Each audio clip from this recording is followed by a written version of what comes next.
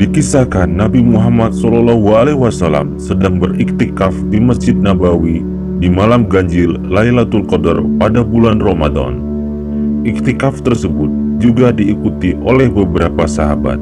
Kegiatan yang dilakukan tak lain seperti berzikir, bertafakur, serta tentunya sholat qiyamul lail. Diceritakan cuaca malam itu awalnya cerah terang benderang.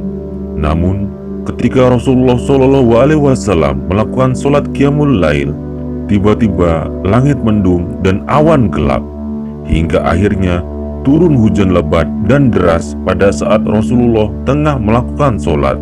Kondisi Masjid Nabawi pada masa itu masih sangat sederhana, di mana atapnya hanya kumpulan pelepah daun kurma dan lantainya masih berupa tanah. Sehingga di malam iktikaf di mana hujan turun dengan derasnya, atap masjid menjadi banjir sehingga air hujan membasahi lantai masjid yang berasal dari tanah.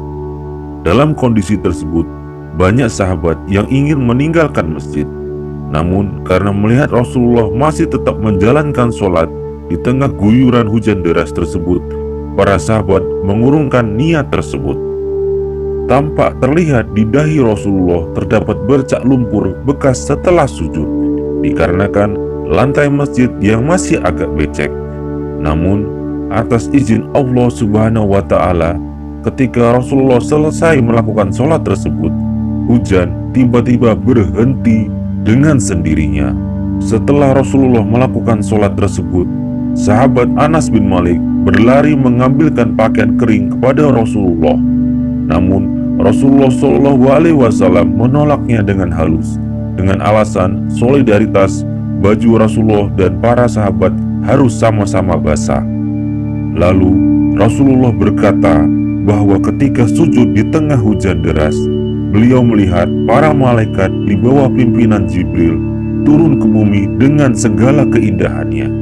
Para bidadari berbaris dengan rapi, diiringi guntur, tasbih, dan tahmid dengan kesahidan yang belum pernah terdengar oleh telinga manusia.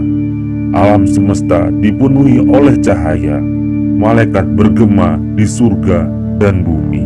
Pemirsa yang budiman, dari sepenggal kisah malam Lailatul Qadar tersebut dapat kita ambil hikmah betapa khusyuknya Rasulullah dalam menjalankan sholat, walau kondisi masjid masih jauh dari kondisi yang nyaman. Bersyukurlah kita umatnya di zaman sekarang dapat beribadah dengan nyaman di dalam masjid yang megah, berkarpet indah, memiliki pendingin ruangan dan segala aspek kenyamanan lainnya. Semoga kita semua dimasukkan ke dalam golongan yang pandai bersyukur dan khusyuk dalam beribadah. Amin amin ya rabbal alamin.